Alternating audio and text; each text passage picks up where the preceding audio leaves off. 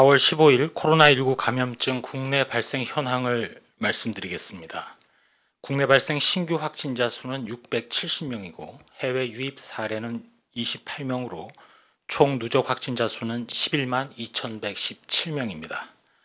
총 검사 건수는 8만 5,930건이며 이 중 수도권 임시선별검사소에서 4만 192건의 검사가 이루어져서 134명의 확진자를 발견하였습니다. 신규로 530명이 격리 해제되어 현재는 7,816명이 격리 중입니다. 위중증 환자는 어제보다 1명 적은 99명입니다. 어제는 6명의 사망자가 발생하였습니다. 삼가 고인의 명복을 빌고 유가족분들께 심심한 위로의 말씀을 드립니다. 코로나 개별 사례에 대해서는 자료로 가름을 하고 이어서 감염 취약시설에 대한 선제검사 분석 결과를 간략히 설명드리겠습니다. 주기적으로 감염 취약시설 종사자 입소자 등 약 40만 명을 대상으로 지난해 12월 21일부터 지난 3월 18일까지 총 595만 1,052건의 선제검사를 실시한 결과 148명이 확진되어 양성률 0.003%를 나타내었습니다. 감염 취약시설이 전체적으로 0.8%인 117개소에서 확진자가 발견되었는데 이 중 무증상자는 61.6%, 나머지 38.4%인 63명의 유증상자가 발견되었습니다. 선제검사 확진 후에 추가 확진자 924명을 확인하였지만 73.5%인 86개 시설에서는 시설 내에 추가적인 감염 전파가 없었습니다. 이를 통해 감염자를 조기에 인지함으로써 감염 예방 효과를 얻을 수 있었음을 파악하였습니다. 또한 선제검사를 권고하던 기간과 의무화한 기간 사이에 비교를 한 결과 의무화한 이후에 집단 발생 시설당 평균 확진자 수 그리고 유행 기간, 치명률 모두가 감소한 것을 확인하였습니다. 따라서 선제검사를 통해서 그 효과를 확인하였고 다만 여전히 38.4%의 유증상자가 확진되고 있어서 감염 취약시설에 종사하시는 분들은 매일 증상 여부를 면밀히 관찰하고 몸이 조금이라도 이상할 경우 지체 없이 검사를 받아주실 것을 강조드립니다. 다음으로 임상 및 연구개발 관련 사항입니다. 코로나19 치료제인 렘데시비르가 123개 병원의 5,800명 환자에게 투약되었고 국내 항체 치료제인 레키로나주는 63개 병원의 1,535명의 환자에게 투여되었습니다. 국내 백신 개발은 현재 총 5개 회사가 임상계획 승인을 받아 8개 종목에 대한 임상시험을 진행하고 있습니다. 이 중 SK바이오사이언스의 합성항원 백신, 진원생명과학의 DNA 백신, 유바이오로직스의 합성항원 백신이 일상 임상시험이 진행 중입니다. 또한 제넥신사의 DNA 백신, 셀리드사의 바이러스 전달체 백신이 임상 2상 시험 단계에 있습니다. 코로나19 연구와 관련하여 바이러스 분양을 국가병원체 자원은행을 통해서 진행하고 있습니다.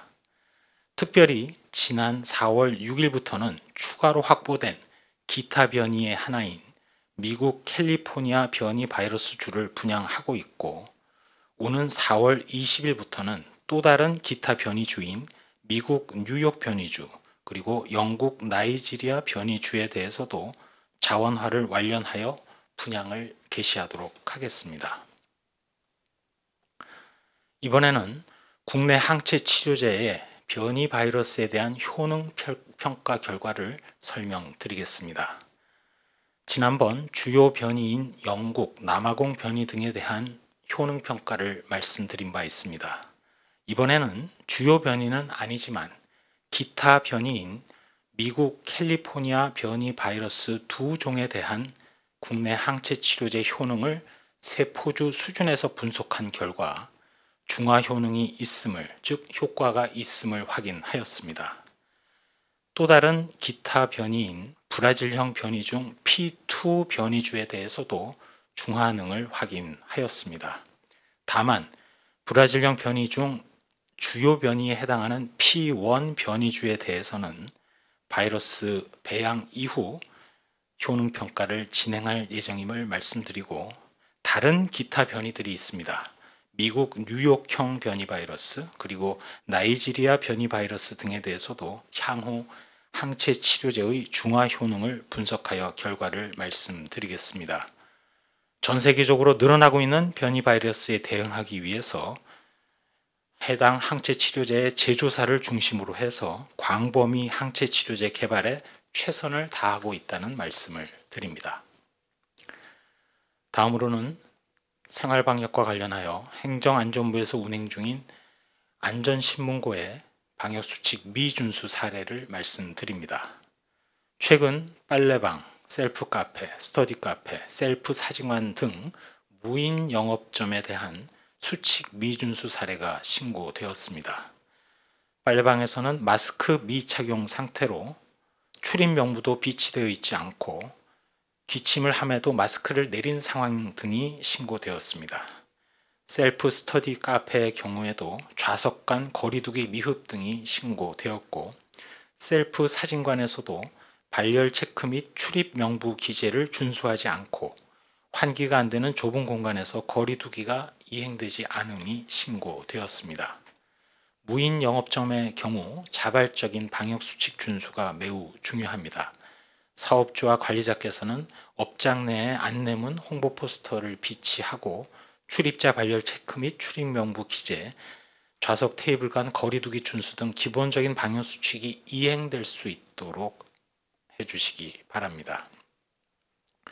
또한 거리두기 장기화로 인해서 이러한 방역수칙 위반 사례가 증가함에 따라 행정안전부가 중심이 되고 총괄을 하여 각 부처와 경찰, 지자체가 참여하는 정부 합동 방역 점검단이 구성되어서 오늘부터 전국 17개 시도를 돌면서 취약시설에 대해 점검하고 강화된 조치를 이행토록 할 예정입니다. 이어서 코로나19 예방접종 관련 설명을 드리기에 앞서서 예방접종센터의 신규 개소 소식부터 말씀드립니다.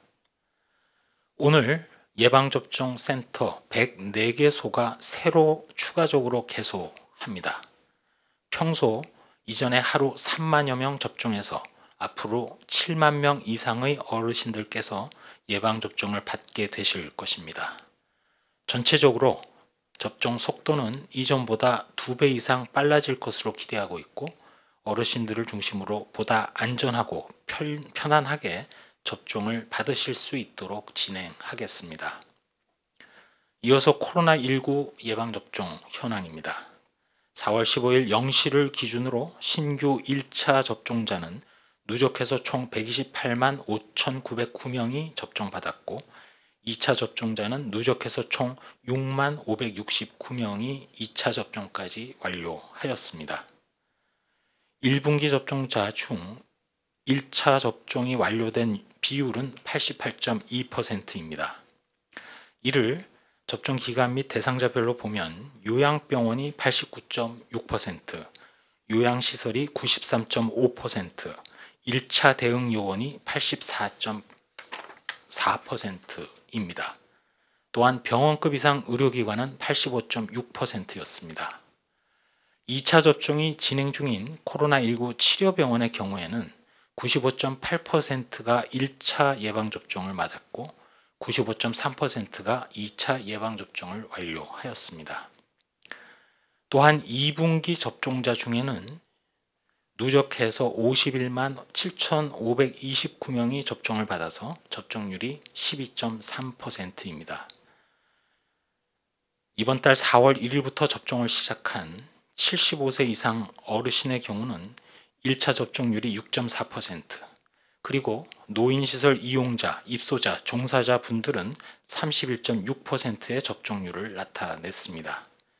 3월 23일부터 접종을 시작한 65세 이상 요양병원 입소자와 종사자분들의 접종률은 62.4%, 요양시설의 입소자와 종사자분들의 접종률은 57.4%였습니다.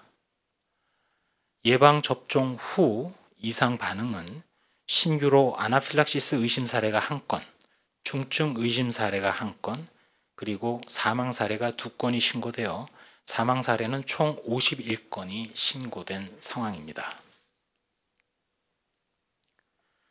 한 말씀 드리도록 하겠습니다. 전 세계의 코로나19 주간 신규 환자가 7주 연속 증가하면서 전 세계적으로 코로나19의 재확산 양상을 보이고 있습니다.